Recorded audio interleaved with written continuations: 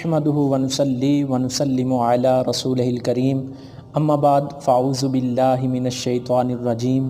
بسم اللہ الرحمن الرحیم۔ آج کا میرا موضوع ہے جس پانی سے طہارت حاصل نہیں کی جا سکتی، پاکی حاصل نہیں کی جا سکتی، وہ کون سا پانی ہے؟ اگر کوئی کھڑا پانی ہو اور وہ تھوڑا ہو، اگر اس میں کوئی نجاست وغیرہ گر جائے یا کسی نے پیشاب کر دیا تو اس سے پاکی جو ہے وہ نہیں حاصل کی جا سکتی۔ اور اسی طرح اگر کسی چیز سے نچوڑا ہوا پانی، یعنی کہ پھولوں کا نچوڑا ہوا یا درخت کا نچوڑا ہوا یا وہ خود بخود نکل آئے، اس پانی سے بھی پاکی حاصل نہیں کی جا سکتی۔ تو اسی طرح اگر چلتا ہو پانی اور اگر اس میں نجاست گر جائے تو اس سے تو پاکی حاصل کی جا سکتی ہے، اگر وہ کھڑا ہو پانی اور اس میں نجاست ہو تو پھر اس سے پاکی جو ہے وہ نہیں حاصل کی جا سکتی۔ اسی طرح جیسا کہ آج کا رواج ہے کہ گھروں میں جو ٹینکیاں ہیں ان میں اگر کوئی جانور گر کر مر جائے، چڑیا اگر گر کر مر گئی تو اس سے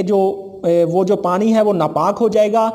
اور اس سے جو پاکی ہے وہ حاصل نہیں کی جا سکتی۔ اس کا پتہ ایسے لگتا ہے کہ اگر وہ پانی میں سے سمیل آ رہی ہو تو ہم دیکھتے ہیں کہ ہماری ٹینکی کے اندر کوئی چیز ہے، تو جب ہم دیکھتے ہیں تو وہ دیکھتے ہیں اگر اس کے اندر کوئی چڑیا یا اس کی مثل کوئی جانور گر کر مر گیا، تو اگر وہ مر گیا جانور تو ہم دیکھیں گے اگر وہ پھول کر پھٹا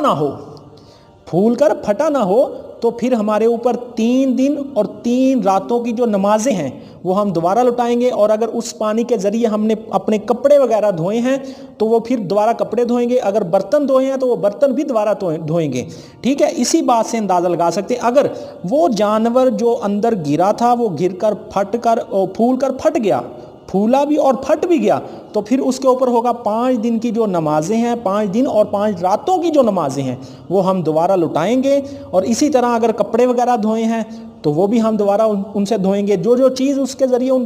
پانی کے ذریعے ہم نے دھوئی تھی اس کو ہم دوبارہ یعنی کہ دھوئیں گے اور پاک کریں گے، ورنہ وہ پانی پاک نہیں ہوتا۔ اسی مثل اگر ہمارے پاس یہ ٹائم ہو، مطلب قلیل پانی کی مثال کیسے لگائی جا سکتی ہے؟ اگر تالاب وغیرہ اگر ہے اس کے اندر ہم دیکھتے ہیں اگر ہمارے یہ جو ہاتھ 10 ضرب 10 یہ ہوتا ہے چھوٹا تالاب، اگر اس کے اندر کھڑا ہو پانی موجود ہو، اس کے اندر نجاست کوئی گر گئی تو اس میں سے ہم وضو نہیں کریں گے کیونکہ وہ چھوٹا تالاب ہے۔ اگر 10 ضرب 10 سے بڑا ہو، مطلب 10 ہاتھ ایسے 10 یعنی کہ 10 ضرب 10 اگر ہم گنیں گے، اگر اس سے بڑا تالاب ہو تو اگر اس کے اندر کوئی نجاست وغیرہ گر جائے تو پھر ہم ایک طرف سے نہیں، جس طرف نجاست گری ہوگی دوسری طرف جا کے ہم اپنی پاکی حاصل کر سکتے ہیں، دوسری طرف ہم بیٹھ کر اپنا وہ جو وضو ہے یا پاکی ہے وہ ہم حاصل کر سکتے ہیں۔ یہ جو اہم مسئلہ تھا یعنی کہ نجاست کے اوپر۔ اسی طرح کنواں، گاؤں وغیرہ میں یہ ہوتا ہے کہ کنویں ہوتے ہیں، تو کنویں کے اندر اگر دیکھیں ایسے ہی نجاست گر گئی یا کوئی جانور گر کے مر گیا تو اس کی مثال کیا ہے؟ کنویں میں اگر نجاست گر گئی مطلب گوبر وغیرہ گر گیا تو پھر ہمیں کیا کرنا چاہیے؟ وہ گوبر جو ہے اس کو نکال دینا چاہیے، اور اس کے بعد وہ جو بال وغیرہ ہوتا ہے، رسی وغیرہ ہوتی ہے، ان کو دھونے سے وہ پاک ہو جاتا ہے۔ اسی طرح اگر چڑی یا چڑیا ہو گئی یا کوا ہو گیا، یہ جانور اس کی مثال اگر کوئی گر کر مر گیا تو پھر ہمیں کیا کرنا چاہیے؟ پھر ہمیں یہ کرنا چاہیے کہ 20 سے 30 ڈول جو ہے نا وہ پانی کے نکال دینے چاہیے، بشرط وہ جو جانور گرا ہے اس کو پہلے نکال لیں۔ ٹھیک ہے، وہ پہلے نکال کے اس کے بعد ہم اپنا جو ہے وہ پانی پاک ہو جائے گا، وہ بال وغیرہ دھوئیں گے، رسی دھوئیں گے، ہاتھ دھوئیں گے، اس کے بعد ہمارا وہ جو پاک ہو جائے گا۔ اسی طرح اگر بکری یا اس کی مثل کوئی چیز گر کر کتا ہو گیا یا اس کی مثل کوئی گر جائے تو پھر 100 ڈول جو ہے وہ نکالا جائے گا۔ اگر انسان وغیرہ گر جائے تو اس کے لیے 200 ڈول ہوتا ہے۔ تو یہ جو 200 ڈول کی مقدار ہے یہ عام رکھی گئی ہے۔ اگر یہ دیکھا جائے کہ کنواں اتنا بڑا ہے کہ اس کا مقدار نہیں لگائی جا سکتی تو پھر اسی مثل ایک کنواں کھودا جائے گا، اس کے اندر یعنی کہ دونوں پانی نکال کے اس کی طرف ڈالتے جائیں، اگر وہ دونوں سیم ہو جائے تو وہ پاک ہو جائے گا۔ شرط یہ ہے کہ وہ جو جانور یا جو انسان یا کوئی چیز اندر گری ہے اس کو پہلے نکالا جائے گا، نکالنے کے بعد وہ جو بال ہیں وہ نکالے جائیں گے، اور اس کے بعد بال اور رسی اور جو جس آدمی نے نکالا وہ اپنے ہاتھ دھوئے گا، مطلب